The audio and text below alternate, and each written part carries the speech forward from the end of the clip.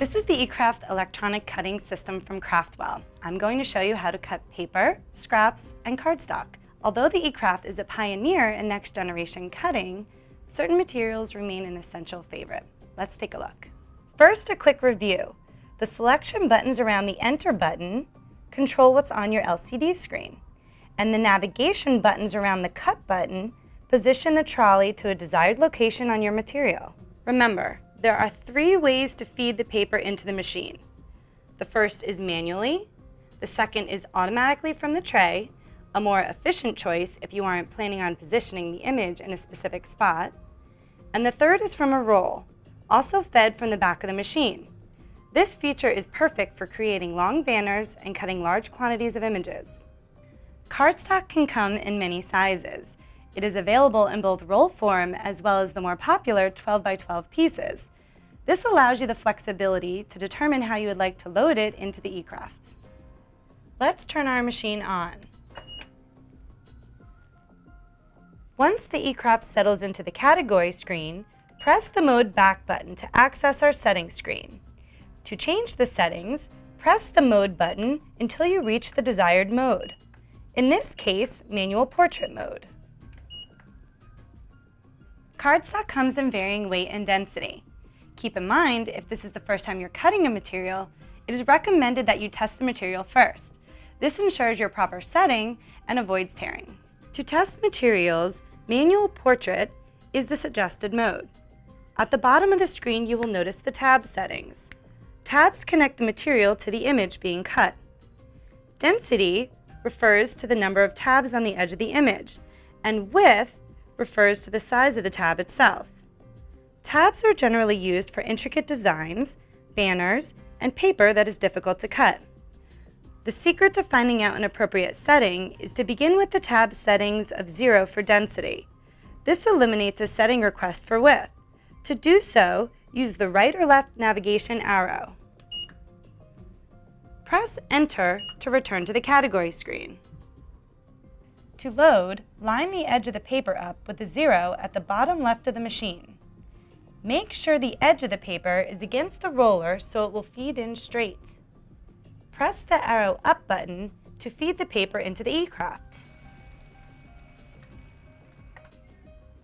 Now that we know what type of paper we are using, we need to choose our settings. There are 2 types of settings to think about. The first is the blade or pressure setting on the trolley. Thicker paper and materials will need settings 7 to 8. Medium body paper will need 4 to 6, and thinner paper will need 1 to 3. This is Stampin' Up! 80-pound cardstock, which generally uses a level 7. If you are experiencing tearing or ripping, your pressure setting may be too high, so it's always good to start at a level 4 and test your material by cutting a small circle. Enter into our first category, illustrated by a heart, and arrow down 4 images to the circle. Press Enter. Simply arrow left or right to set the image size. Let's choose the smallest circle, as to not waste paper. We can leave multi on setting 1. Multi is short for multiple cuts, which indicates the number of times the blade will pass over the same area. In this case, we will only need 1 pass of the blade. Press Enter to confirm our selection, and press Cut.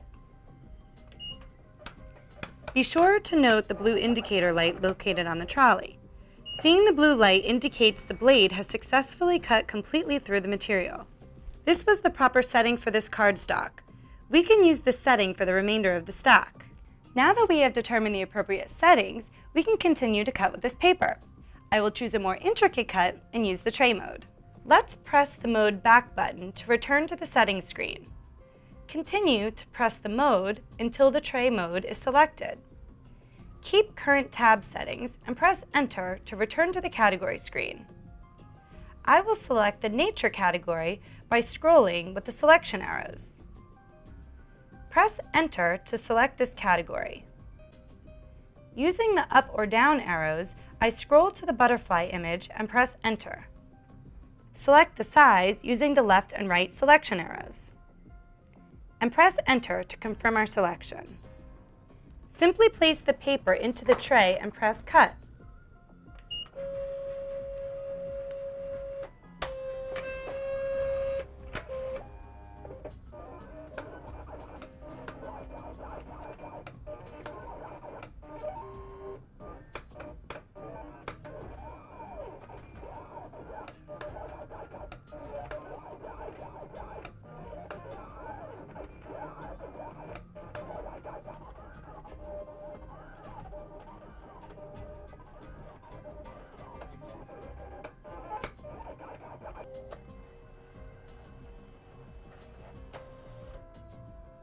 You can see the detail of the antennas and the circles. It cut perfectly. Let's consider less dense paper, such as printer paper or any other fine paper. This type of paper lacks a certain level of stability. As a result, the paper may bend as the blade passes through, causing the paper to rip.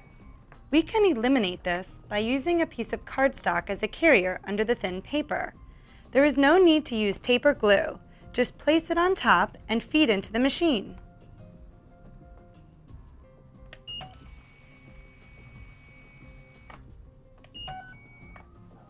Lower the setting on the trolley to level 2. This technique will only work in manual mode and no tab settings.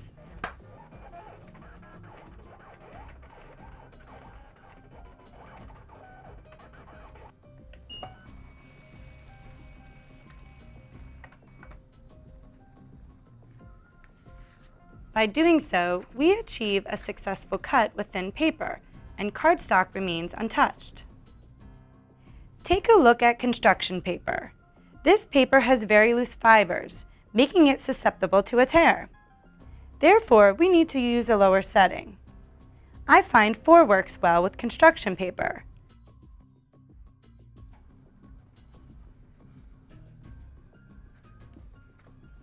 Feed in our paper with cardstock backing. And choose an image. I'll choose a tag this time, at size 4, and press Cut.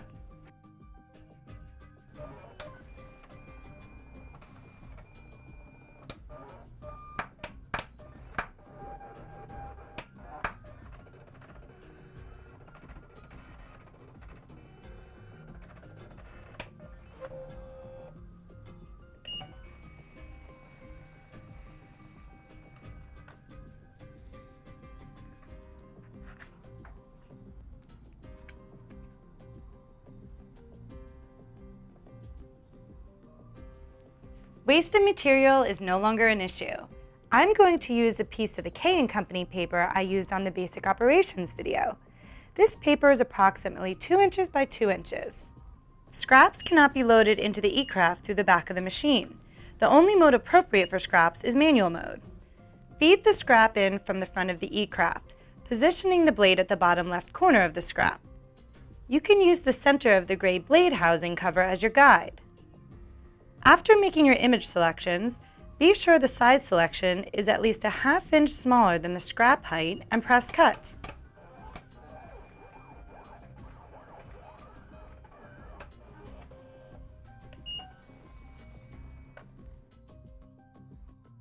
Scraps are now an economical choice, all made possible because of the eCraft.